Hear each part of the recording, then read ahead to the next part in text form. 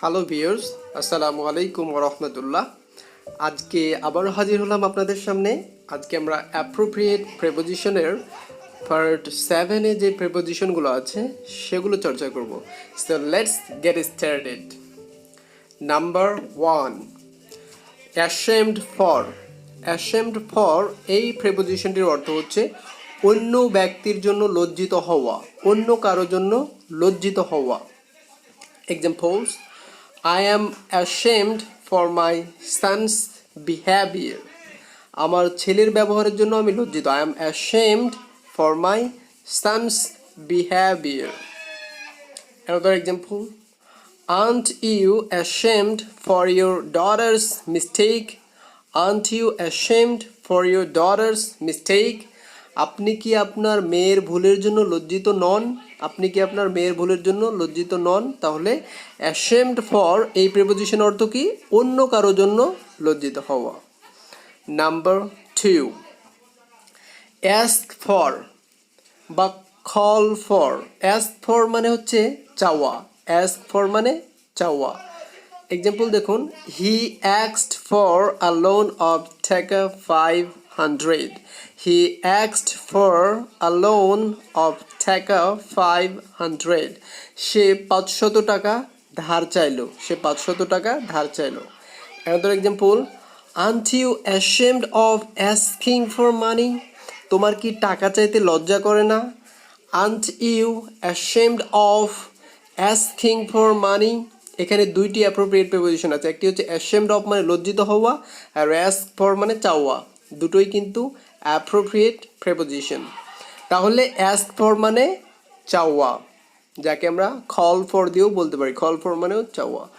Number 3, ask in মানে কাউকে ভিতরে আসতে বলা, যাকে ইনভাইটেড ইন দিয়েও প্রকাশ করা যায়। তাহলে অ্যাস্ক ইন ভিতরে আসতে বলা। Example: did you ask him in? Did you ask him in? তুমি কি তাকে ভিতরে আসতে বলেছিলে? তুমি কি তাকে ভিতরে আসতে বলেছিলে? Another example: why did you ask him in? Why did you ask him in? তুমি কেন তাকে ভিতরে আসতে বলেছিলে? তুমি কেন তাকে ভিতরে আসতে বলেছিলে? তাহলে অ্যাস্ক ইন এই প্রিপোজিশন অর্থ কি? ভিতরে আসতে বলা। Number 4, associate with. Associate with এই প্রিপোজিশনটির অর্থ হচ্ছে সমর্থন করা বা সঙ্গ দেওয়া, সমর্থন করা বা সঙ্গ দেওয়া। এক্সাম্পল দেখুন: we must not associate with him. We must not associate with him. আমরা অবশ্যই তাকে সমর্থন করব না, বা আমরা অবশ্যই তাকে সঙ্গ দেব না, দুটোই বলা যাবে। We must not associate with him. Another example: should we associate with him? Should we associate with him? আমাদের কি তাকে সমর্থন করা উচিত? আমাদের কি তাকে সমর্থন করা উচিত? Number 5, assure of. Assure of এই প্রিপোজিশনটির অর্থ হচ্ছে আশ্বাস দেওয়া বা নিশ্চয়তা দেওয়া, কাউকে আশ্বাস দেওয়া বা নিশ্চয়তা দেওয়া। এক্সাম্পলগুলো দেখুন: I assured him of the job. I assured him of the job. চাকরিটির ব্যাপারে আমি তাকে নিশ্চয়তা দিলাম, বা আমি তাকে চাকরিটির ব্যাপারে নিশ্চয়তা দিয়েছিলাম, দুটোই বলা যাবে। Another example: I can't assure you of this matter. I can't assure you of this matter. আমি এই ব্যাপারে আপনাকে নিশ্চয়তা দিতে পারবো না। আমি এই ব্যাপারে আপনাকে নিশ্চয়তা দিতে পারবো না। তাহলে অ্যাসিওর অফ এই প্রিপোজিশনটির অর্থ কি? আশ্বাস দেওয়া বা নিশ্চয়তা দেওয়া। Number 6, assurance. অ্যাসিওরেন্স অফ এই প্রিপোজিশনটির অর্থ হচ্ছে কোনো কিছুর নিশ্চয়তা, আশ্বাস। এটা হচ্ছে নাউন আর আগেরটা ছিল ভার্ব। তাহলে অ্যাসিওরেন্স অফ এই প্রিপোজিশনটির অর্থ কি? কোনো কিছুর নিশ্চয়তা বা আশ্বাস। এক্সাম্পলগুলো হচ্ছে: I can't give you assurance of help. I can't give you assurance of help. আমি তোমাকে সাহায্যের প্রতিশ্রুতি দিতে পারবো না। আমি তোমাকে সাহায্যের প্রতিশ্রুতি দিতে পারবো না। Another example: did he give you any assurance of lending money? Did he give you any assurance of lending money, সে কি তোমাকে টাকা ধার দেওয়ার কোনো প্রতিশ্রুতি দিয়েছিল? Did he give you any assurance of lending money? তাহলে অ্যাসিউরেন্স অফ মানে কোনো কিছুর নিশ্চয়তা বা আশ্বাস।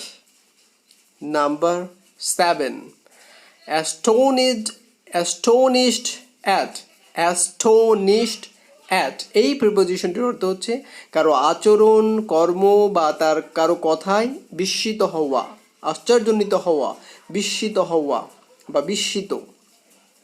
Example, I was astonished at the girl's courage. I was astonished at the girl's courage. মেয়েটির সাহস দেখে আমি আশ্চর্যান্বিত হয়ে গিয়েছিলাম। মেয়েটির সাহস দেখে আমি আশ্চর্যান্বিত হয়ে গিয়েছিলাম। Another example, are you astonished at his words? Are you astonished at his words? তুমি কি তার কথা শুনে আশ্চর্যান্বিত বা বিস্মিত? তুমি কি তার কথা শুনে বিস্মিত? এটা বলতে পারবেন। তাহলে অ্যাস্টোনিশডের সাথে অ্যাপ্রোপ্রিয়েট প্রিপোজিশন কি যাবে? অ্যাট। এগুলো খুবই গুরুত্বপূর্ণ। চাকরির পরীক্ষা, অ্যাডমিশন, আপনি যে কোনো কম্পিটিটিভ এক্সাম দিতে যাবেন, এগুলো অবশ্যই লাগবে। এবং আপনাদের জন্য সুখবর হলো, আমি একে একে ভোকাবুলারি রিলেটেড আপনাদের যত সমস্যা আছে ইনশাআল্লাহ আমার এই চ্যানেলে তার প্রতিটি বিষয় আমি আলোচনা করব। প্রিপোজিশনের পরে আপনাদের ফ্রেজ দেব, গ্রুপ ভার্ব দেব, synonym, antonym, GRE word, IELTS word, যা লাগবে আমি ইনশাল্লাহ আস্তে আস্তে শুরু করেছি। আপনারা অবশ্যই আমার চ্যানেলটি সাবস্ক্রাইব করে আমার সাথেই থাকবেন। তাহলে নাম্বার 8, এই প্রিপোজিশনটির অর্থ এগ্রি টু। এগ্রি টু এই প্রিপোজিশনটির অর্থ হচ্ছে কারো প্রস্তাবে রাজি হওয়া, প্রপোজাল, কারো প্রস্তাবে রাজি হওয়া। এক্সাম্পল হচ্ছে, do you agree to my proposal? Do you agree to my proposal? তুমি কি আমার প্রস্তাবে রাজি? তুমি কি আমার প্রস্তাবে রাজি? একটি প্রশ্ন। Another example, I don't agree to your proposal. I don't agree to your proposal. আমি তোমার প্রস্তাবে রাজি নই। তাহলে agree to এই প্রিপোজিশনের অর্থ কি? কারো প্রস্তাবে রাজি হওয়া। Number 9, agree on. agree on এই প্রিপোজিশনটির অর্থ হচ্ছে কোনো বিষয়ে একমত হওয়া, কোনো পয়েন্ট, পয়েন্ট মানে কোনো পয়েন্টের উপরে বা কোনো বিষয়ের উপরে একমত হওয়া। এক্সাম্পলগুলো হচ্ছে, do you agree on this point? Do you agree on this point? তুমি কি এই বিষয়ে একমত? তুমি কি এই বিষয়ে একমত? Another example, I really don't agree on this point. I really don't agree on this point. আমি সত্যি এ বিষয়ে একমত নই। আমি সত্যি এ বিষয়ে একমত নই। তাহলে এগ্রি অন হচ্ছে কোনো বিষয়ের উপরে একমত হওয়া, আ point. Number 10, agreement with. Agreement with এই প্রিপোজিশনটির অর্থ হচ্ছে সম্মতি, চুক্তি বা মতৈক্য। এক্সাম্পলগুলো হচ্ছে, the employer failed to reach an agreement with his workers. The employer failed to reach an agreement with his workers. নিয়োগকর্তা তার কর্মীদের সাথে মতৈক্যে পৌঁছাতে ব্যর্থ হলেন। নিয়োগকর্তা তার কর্মীদের সাথে মতৈক্যে পৌঁছাতে ব্যর্থ হলেন। Another example, did you do any agreement with the company? Did you do any agreement with the company? তুমি কি কোম্পানিটির সাথে কোনো চুক্তি করেছিলে? তুমি কি কোম্পানিটির সাথে কোনো চুক্তি করেছিলে? So dear viewers, at a glance, once again we have to read it. তাহলে এক নজরে আরেকবার দেখে নিই। নাম্বার 1 কি ছিল? ashamed for এই প্রিপোজিশনের অর্থ কি? অন্য ব্যক্তির জন্য লজ্জিত হওয়া।